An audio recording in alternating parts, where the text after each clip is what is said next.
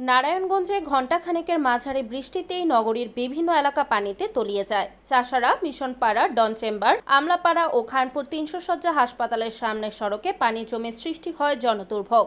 নাগরিকরা অভিযোগ করছেন, ড্রেনেজ ব্যবস্থা অকার্যকর হয়ে পড়ায় এই জলাবদ্ধতার সৃষ্টি হচ্ছে। তাদের দাবি, সিটি কর্পোরেশন যেন নিয়মিত ড্রেন পরিষ্কার ও পরিকল্পিতভাবে সংযোগ নিশ্চিত করে, যাতে বৃষ্টির পানি দ্রুত নিষ্কাশন সম্ভব হয়।